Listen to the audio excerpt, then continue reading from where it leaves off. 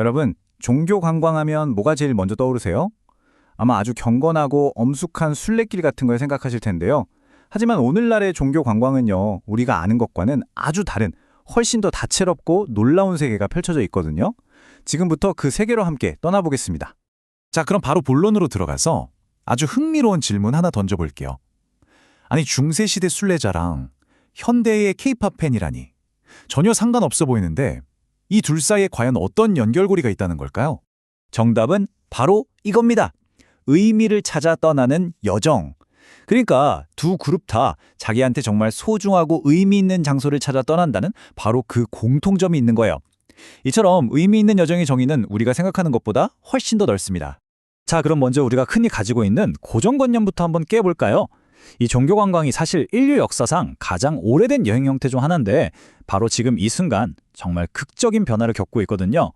그럼 종교 관광이 정확히 뭘까요? 여기 정의를 한번 보시죠. 핵심은 여행의 동기 중에 종교적이나 영적인 이유가 전체는 아니더라도 아주 조금이라도 포함되면 된다는 거예요. 정말 중요한 건 신성한 성지순례뿐만 아니라 그냥 나 자신을 돌아보는 개인적인 여행까지 그 범위가 어마어마하게 넓다는 거죠. 그렇죠? 이 의미를 찾는 여정이라는 게 하루아침에 생긴 게 아니에요.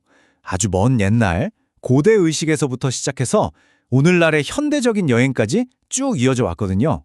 그 기나긴 역사를 한번 따라가 보시죠. 자, 타임라인을 한번 볼까요? 아주 먼 옛날 고대 칼트족들은 신성하다고 믿는 자연 속에서 의식을 치렀고요.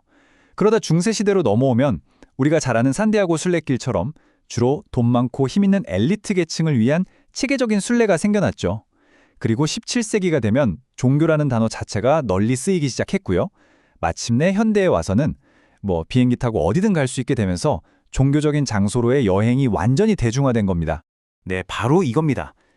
예전에는 정말 소수의 특권층만 할 수 있었던 그 특별한 여정이 이제는 전 세계 누구나 떠날 수 있는 그런 보편적인 현상이 된 거죠.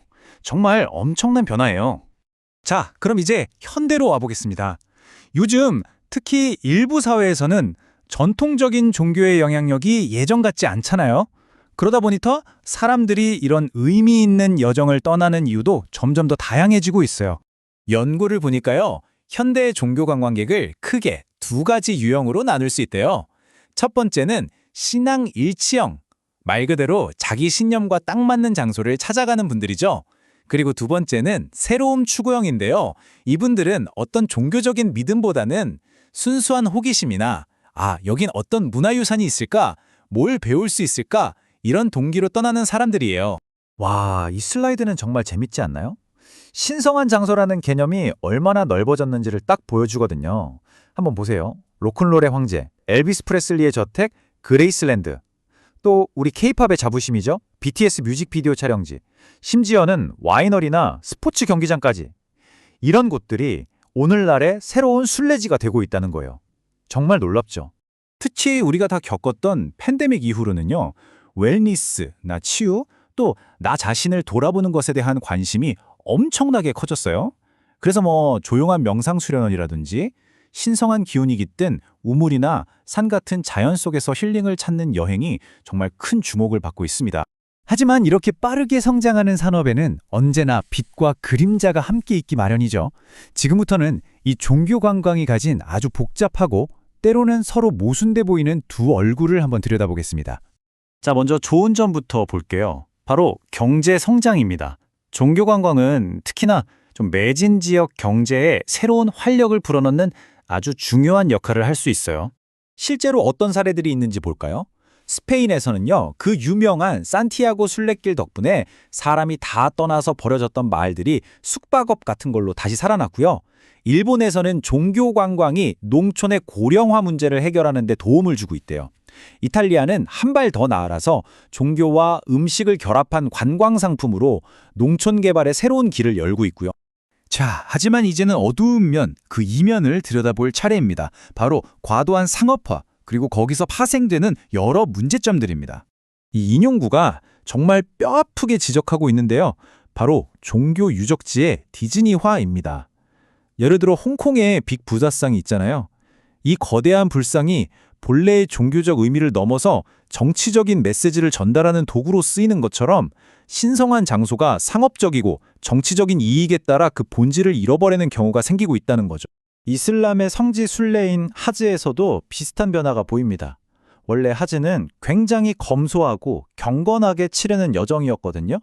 그런데 요즘에는 5성급 호텔 숙박이 포함된 하즈 플러스 같은 초호화 패키지 상품이 등장하면서 그 본질적인 의미가 점점 흐려지고 있다는 비판의 목소리가 나오고 있어요.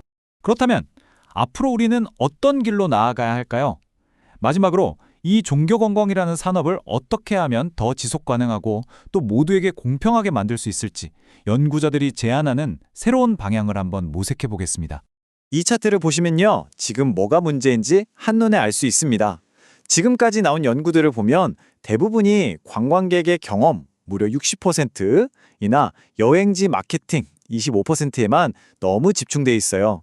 근데 정작 그곳에 사는 지역사회에 미치는 영향은 10%, 환경 문제는 고작 5%, 관심이 너무 부족하다는 게 보이죠.